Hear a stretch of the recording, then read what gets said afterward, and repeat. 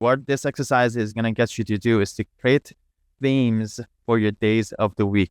Okay, it's more on macro, and then we go down in the time period. All right, so for now, and I've already put together with the help of ChatGPT to come up with a list of themes for you. All right, let me actually share mine, and then I'll share with you guys the examples, and then from this list, you can go create yours. Okay, and I'll try to explain my reasoning behind mine. Again, it's always good to hear examples to make it easier for you. Monday, first day of the week. It's not the first day of the week for me. My first day of the week actually starts on Saturday night and not later. But as much as a weekday is concerned, Mondays for me are allocated to team meetings. That means when I get to Monday, my only mindset is meeting with my team. What does my team need? Meeting with them, supporting them, answering the questions, whatever that is, to make sure that they're hitting the ground running for the rest of the week. It makes sense for, at least for me personally, for team meeting days to be on Mondays. Because you want to get on the same page as your team on the first of the week. That means they know what to do for the rest of the week. Okay. So that for me is Team Mondays. Again, I already put the list of different examples for you. We'll be going through each of those shortly. That's that. Tuesdays is create day. There's no higher ROI activity than for me to create something new system, new funnel. It's creating something from scratch, something that didn't exist to creation, 0 to 1. Okay. Ideally, try to block out a good block of time. I try not to have, it's also mutually exclusive, right? That means ideally, if I'm having my team meetings on Monday, ideally, I don't want to have any team meetings on Tuesday. Tuesday, ideally blocked off for creating, working on campaigns, things like that. For me, Tuesdays is create.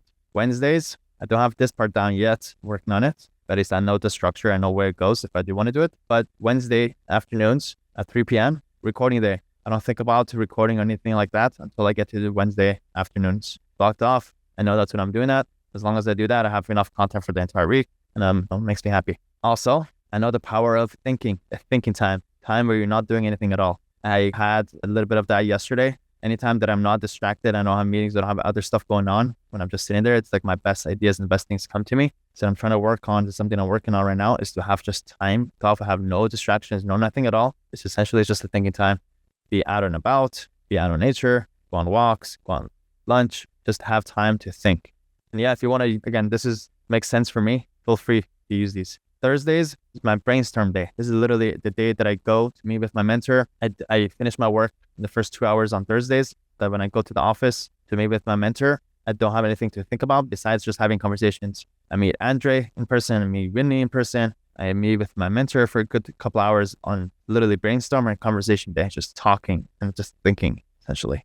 And then Fridays is what I call miscellaneous learn day. Throughout the week, I get exposed to different articles, different YouTube videos, different things. I don't stop my day to go check out this website. Did you hear about this new tool, Sam? Yeah, let me save it for Friday.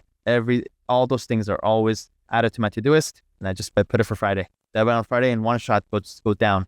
Do I need this? Do I not need this? Is this going to change my life right now? So it's like a learn day, checkout day, miscellaneous day, whatever you want to call it. Like everything at the back burner day. Katie says, when do you do the legal work? Katie, I don't know if I don't do any legal work. At this point, I haven't done it in like 3-4 years. So I'll have our team do all that. So those are my days. But also, as I shared and I put in the chat, actually, literally this is how it worked. I asked you, ChatGPT, what are 10 other theme days for days like these? And I gave mine, and then gave me a bunch more. And I went through it, and I narrowed it down for you. So here's the list, and I'll share this on a Twitter. Pankaj says he lives the dream. No, everybody could. Again, this theme of we create our own rules. All this is completely possible for everybody. But we need to be in control of it. We can't just say, this is it. I wish I could be like that.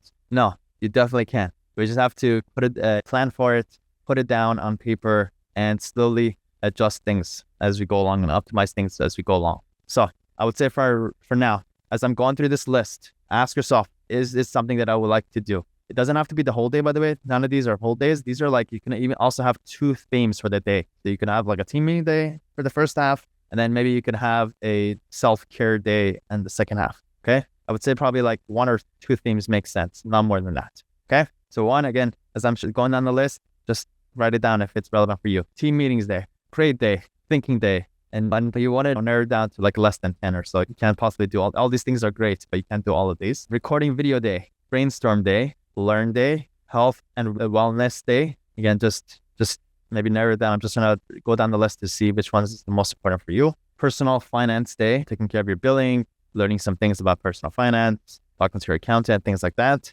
Fitness day, blocking out time to work out. Creativity day, whether that comes into the form of your business or even just doing it for personal reasons, you could totally do that. Connection day, just a day to connect with whoever you like, with your family or friends. Just a half a day, maybe on Tuesday evenings, just dedicated to connecting people. Self-care day, very important. I think everybody deserves to have some time to themselves, whatever that is. Everybody has different ways to take care of themselves. For me, it's the gym. As long as I get that, I'm happy. Technology day, just a day of exploring things in tech. Adventure day, reflection day, productivity day, communication day, mindfulness day, entrepreneurship day, my food lovers, culinary day, social media day, just one day that you work on your social media plan for the week. You don't want to do social media like every single day. Ideally you do it in one shot, like you batch it.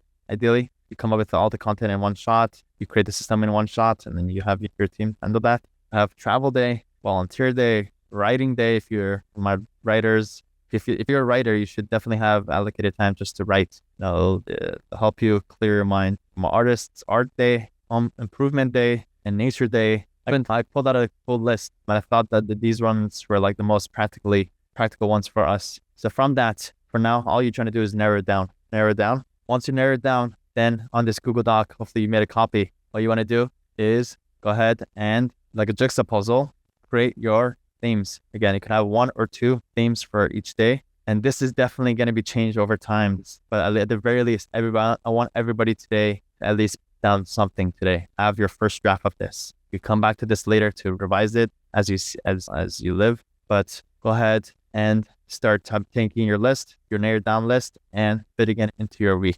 I'm going to go to the chat and answer your questions and see what we come up with. Katie says, that's hard for me to understand at this point. Like, I'm not at the point where I can hand off all the legal work to someone else without reviewing it. It's my name on the malpractice insurance. 2 themes a day makes more sense for me right now, I think. Yeah, totally. Yeah, it won't be the full day, Katie, but at least you cut it down. Instead of being 5 days a week on legal work, maybe it's 3 days a week, or at least. 3 days a week is good. And then the other 2 days is something else on the list. So yeah, it's not going to be all or nothing at this point, but at the very least, you could take down 5 days a week down to 3. And when Parkinson's law, whatever time you have allowed it is however long it takes you to do it. So it forces you to be more efficient when you only have 3 days to take care of all this work that you were used to doing in 5 days.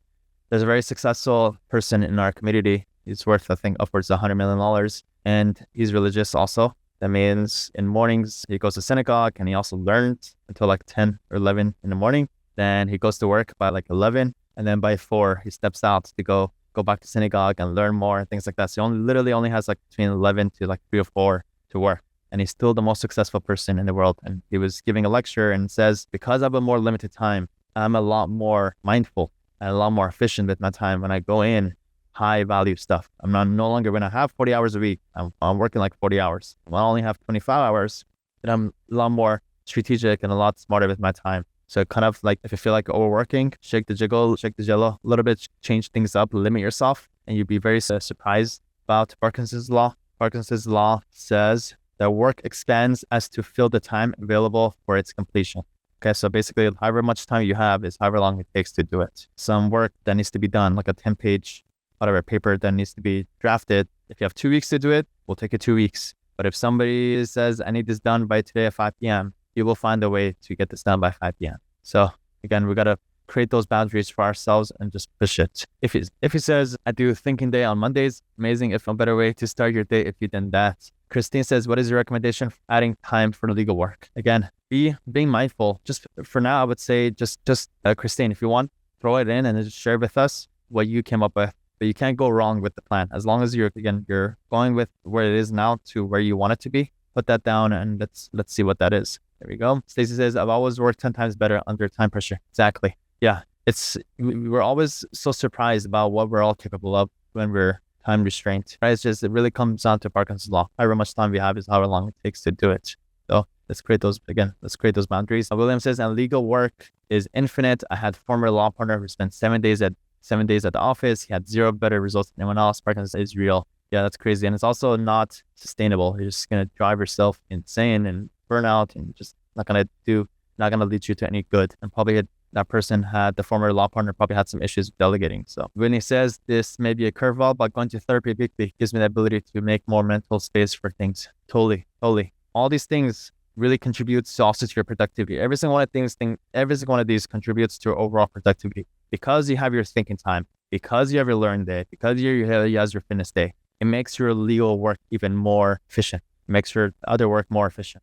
Little thing that was brought up in our last mastermind call at the end. If you're working 7 days a week, you're not doing yourself justice. If you just bring it down from 7 to 6, then you're going to be a lot more productive in those 6 days than the amount of work you get done in 7 days. Because if a day to rest, that rest basically makes you more efficient throughout the rest of it. Mike says, I've been transitioning out of legal work over the last few months. I do have a partner who loves the legal work, so I have the luxury of moving a lot of it off his plate, but we're trying to really boil down what tasks are essential for a lawyer and have the lawyer do those tasks. Exactly. And a lot of the tasks that you're doing necessarily doesn't have to be you, by the way. And a lot of that is at least knowing with clarity what those things are and asking yourself, can a VA do this? Most of this work that you're doing right now can be done by VAs.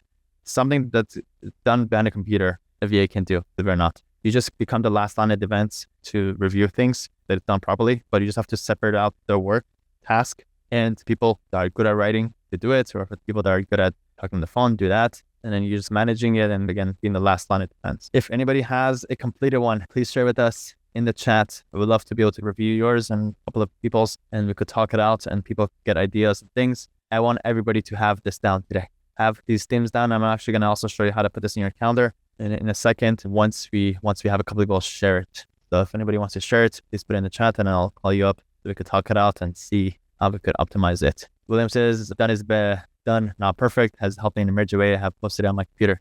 Totally, William. Right now we're working on some things to get that message out in a tangible form. We still have work to do to get that out. But yeah, so yeah, give me your, again, don't worry if it's perfect or how it is. Just give me what you have. Let's review some people's focuses and what to do with this. There's 2 things to do once you have it down. Number 1 is to print it out and put it up.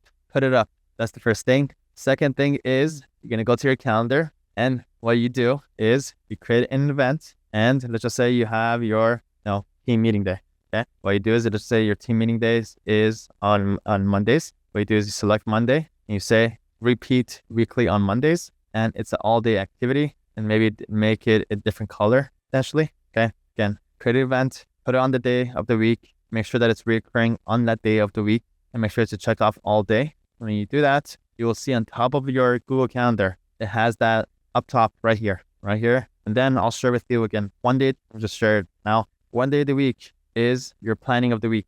For me, Sundays, not only am I working on Saturday nights and half of Sundays, but also one of the things that I do on Sundays is I look at the entire week. Do the things make sense? Does it align with my themes of the week? Should I be moving things? Should I be canceling some meetings that I don't even necessarily need to have? Does it align, again, with my themes of the week? Once you have it down, add it to your calendar. And then now when you have your events, make sure that it aligns with your themes of the week. For me, because I know I have my brainstorm day, there's nothing my team knows. Don't schedule anything on Thursdays. I go just focus on that brainstorm stuff. Anybody who struggles, they know what they want, but just getting us closer to actually getting there. Here's what I think could be done. Number 1 is what I called putting it down on paper and surround yourself with. Okay, you need to take whatever that's in your head and just try to share with you guys the Google Docs and things. Put it down, write it down, type it out, and then print it out and surround yourself with it. When it's in your physical world, it's a constant reminder. It's not just it doesn't just live in my head. I'm surrounded by it. I see it.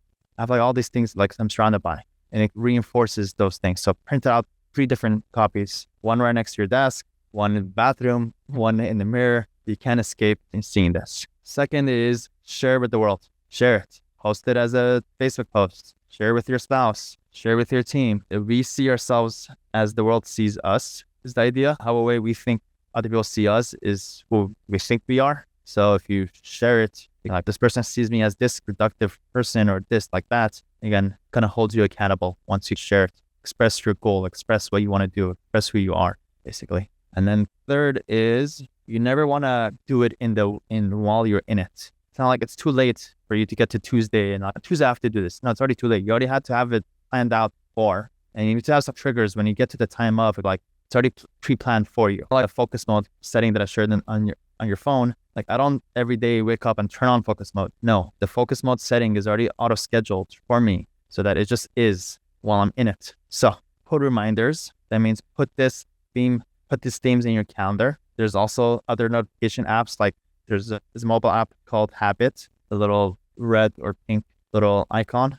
You go to the App Store and you search for Habit, like a habit tracker. You could put these goals, put these themes of the week in there every day at 9 a.m. when you start your work. Bing. Just make sure it's like a reminder to yourself to do this. So each of these is just like add little percentages for it to be more likely to be done. You're surrounded by it. You see yourself. Other people see you as this. And third is like you have your reminders. So try to enable these.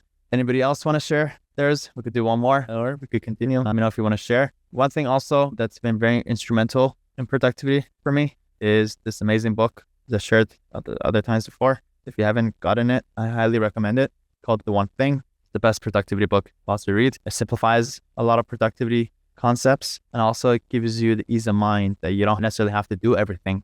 If you really hone in on your top one thing across every aspect of your life, it just makes life much easier. That's why this is actually one of the inspirations behind me getting everybody to focus on one traffic source, one client source, one social media, because of this. And it really is the right mindset. Not only does it give you ease of mind, but also it really does maximize your productivity when you only have one thing to be concerned about. It forces all-in mentality, all in one, without worrying about all these different things that could be done, because there's a lot that could be done these days. You don't want to do everything.